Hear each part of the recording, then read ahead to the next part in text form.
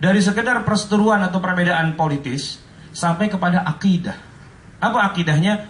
Mereka mengkafirkan Ali, mereka mengkafirkan juga Muawiyah, mengkafirkan Abu Musa al-Ash'ari, dan juga mengkafirkan Amr bin As. Sampai-sampai kemudian mereka setelah memvonis kafir para pemimpin umat Islam itu, ini umat Islamnya tadinya kan pada pimpinnya pada berantem nih ceritanya.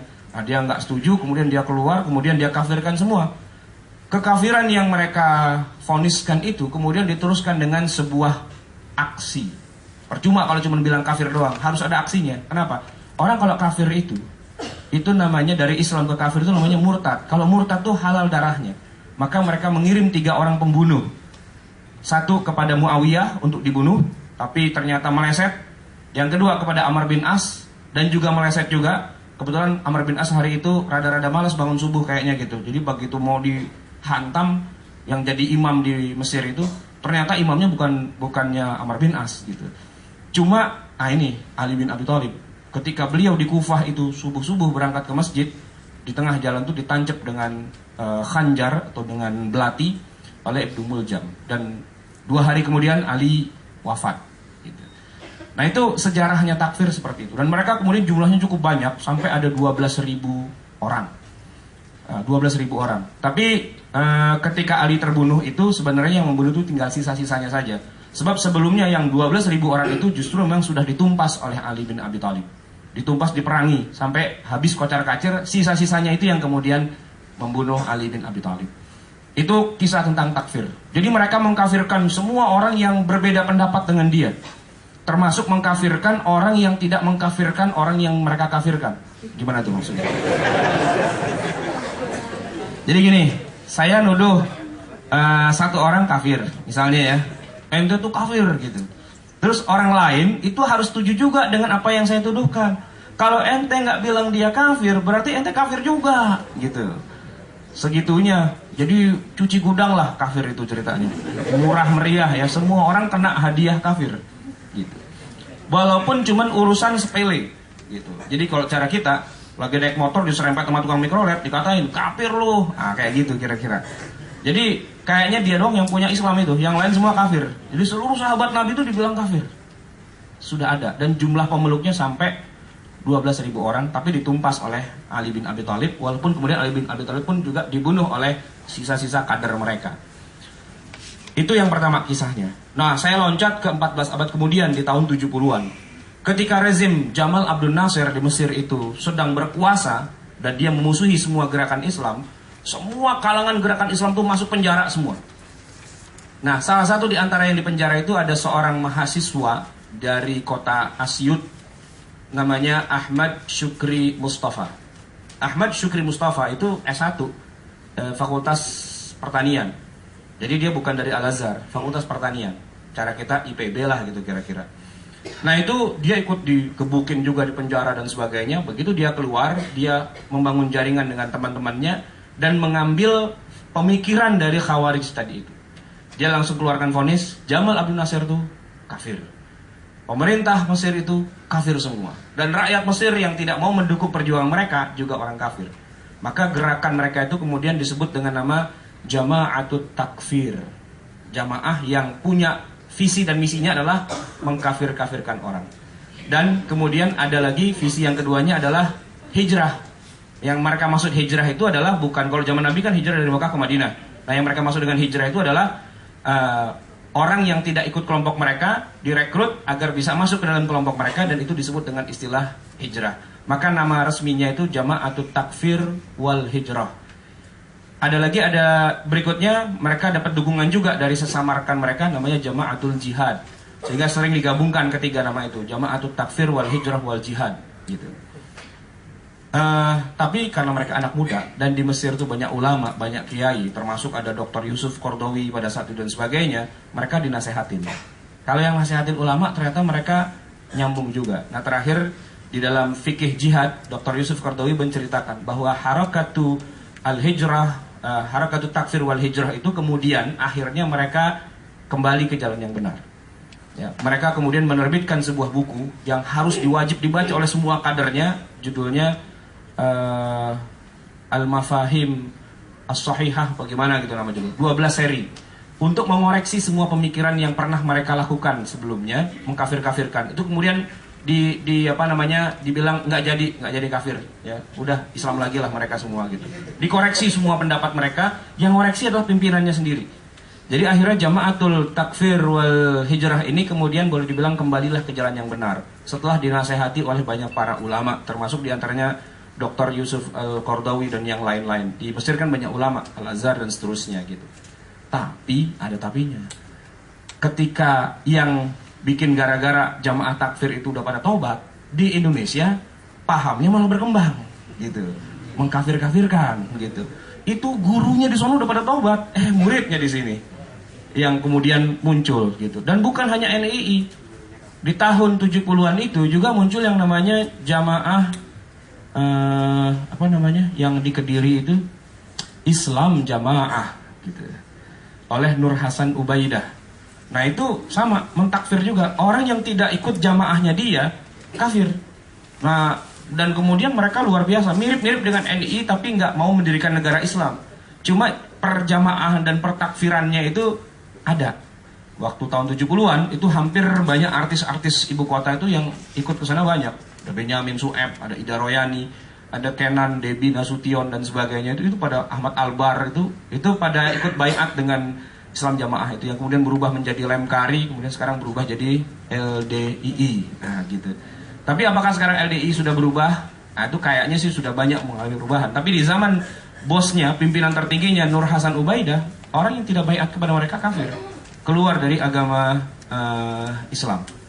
Nah NII juga mengalami hal itu. Ketika beliau merekrut orang sebanyak-banyaknya itu, maka salah satu dalil yang mereka gunakan adalah siapa yang tidak masuk ke dalam jamaah kita, tidak baiat pada kita dan sebagainya, mereka adalah orang kafir, matinya mati jahiliyah, masuk neraka dan seterusnya. Itu modalnya. Itu faham takfir yang banyak berkembang. Kemudian yang kedua, faham jamaah. Jamaah yang dimaksud di dalam ayat Al-Quran, misalnya wa'tasimu bihablillahi jami'an wa la tafarraqu, memang ada. Juga yang ada dalam hadis, tapi yang mereka maksud dengan jamaah itu kecil, yaitu kelompok mereka sendiri aja. Ya, yang tidak ikut kelompok mereka berarti bukan jamaah. Nah kalau bukan jamaah berarti kafir juga, halal darahnya, halal hartanya dan seterusnya. Jadi paham jamaah yang keliru. Ya, Islam mewajibkan berjamaah, tapi bukan bikin kelompok dan kalau nggak ikut kelompok itu jadi kafir, bukan begitu. Yang ketiga, faham baiat. Ya, faham baiat ini ada di zaman Rasulullah sebenarnya baiat itu. Tapi mereka memahami dan menerapkannya dengan cara yang keliru. Dengan hadis-hadis yang hadisnya sahih tapi memahaminya keliru. Misalnya ada hadis, nanti kita akan buka juga hadisnya. Orang yang mati dalam keadaan tidak pernah berbaiat, maka matinya mati jahiliyah misalnya. Nah, baiat itu yang mereka lakukan ternyata adalah baiat kelompok. Padahal di zaman Rasulullah baiatnya bukan masuk ke dalam satu kelompok tertentu. Baiatnya punya cerita sendiri di masa Rasulullah. Kemudian jihad. Jihad ada dalam Quran, ada dalam hadis. Tapi yang mereka maksud dengan jihad ternyata ya memusuhi sesama umat Islam, bahkan menghalalkan darahnya. Bahkan orang kafir zimmi yang harusnya dilindungi pun malah dibunuh oleh mereka. Dan hartanya diambil dan seterusnya. Kemudian ada istilah ghanimah, ya, yang kalau dalam Islam ghanimah itu perang di perang Badar misalnya gitu ya. Kemudian kan itu memang terjadi pembunuhan dan sebagainya dalam sebuah perang. Harta rampasan perang itulah ghanimah. Tapi kalau buat mereka ghanimah itu ya nipu, nilep, nimpe, ya, ngambil punya orang dan sebagainya, itu ghanimah. Karena apa? Karena mereka menganggap yang punya harta itu bukan orang Islam. Jadi ghanimah itu berubah menjadi nilep, nipu, nimpe dan sebagainya gitu. Dan yang terakhir adalah periodisasi. Periodisasi itu ini pemahaman yang juga sangat keliru secara syariah. Karena mereka mengatakan tidak wajib sholat, tidak wajib tutup aurat, tidak wajib ini itu dan sebagainya, dengan alasan sekarang ini belum periode Madinah, masih periode Mekah. Nah, mereka bilang dulu Nabi waktu masih di Mekah itu belum ada syariah gitu. Jadi baru ada akidah saja. Yang penting kita percaya tidak ada Tuhan selain Allah, titik. Jadi 13 tahun lamanya itu menurut mereka Nabi gak pernah sholat gitu. Ya gak pernah ngerjakan syariah-syariah. Sebab syariah itu adanya nanti di Madinah gitu. Nah buat mereka sekarang ini belum zaman Madinah nih, kan negara Islamnya belum ada. Jadi sekarang masa persiapan yang ada cuma akidah doang gitu. Sementara syariahnya entar, kalau udah berdiri negara Islam, nah barulah wajib sholat, wajib nutup aurat dan sebagainya gitu. Nah itu tentu keliru besar, sebab Rasulullah itu ketika masih di Mekah sudah sholat. Bahkan sejak ayat yang awal-awal mula turun sudah ada perintah sholat. Ya, memang kalau ayat yang pertama kan 5 ayat itu Iqra, itu belum ada sholatnya. Tapi turun lagi ayat berikutnya, ternyata sudah ada kewajiban sholat. Ya ayyuhal muzammil qumil laila illa qalila. Wahai orang yang berselimut, ya, berkemul, bangunlah di waktu malam kecuali sedikit. Nah, itu sudah ada kewajiban sholat di masa itu. Sehingga kalau dikatakan bahwa sekarang kita nggak usah sholat karena Nabi waktu zaman di Mekah belum ada sholat, ya itu keliru besar. Sebab Nabi sudah sholat. Bahkan Isra Mi'raj, di mana ada sholat 5 waktu. Ya kan, kalau yang tadi kan sholatnya sholat Qiyamul Lail. Nah ini sholat 5 waktu pun juga bukan waktu lagi di Madinah, tapi 5 tahun sebelum hijrah. Artinya masih di Mekah. Itu sudah ada kewajiban sholat 5 waktu. Maka kalau dibilang sekarang belum ada kewajiban sholat, siapa bilang Nabi itu di Mekah nggak sholat? Yang kedua, siapa bilang sekarang ini kita lagi zaman Mekah? Zaman Mekah mah udah kelewat 14 abad yang lalu.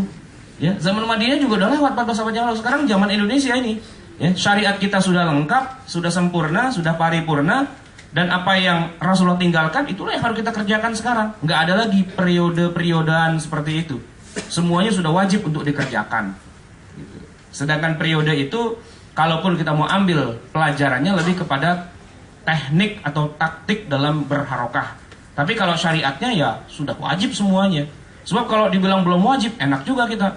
Khamar belum haram nih, gitu kan? Bisa minum kita. Zina belum haram, wah bisa berzina kita, gitu. Yang lain-lain belum pada diharamkan, riba dan sebagainya belum haram, enak. Nah kita panjangin aja periode Mekah sampai entar dah 100 tahun lagi, gitu kan? Mau bisa ngapain aja kita, itu kacau balau seperti itu. Tapi sekali lagi karena yang direkrut adalah orang-orang awam, yang alif ba ta sa saja tidak fasih membacanya, maka akhirnya banyak di antara mereka yang kemudian dengan mudah ikut. Nah berikut ini adalah hadis-hadis yang sering digunakan.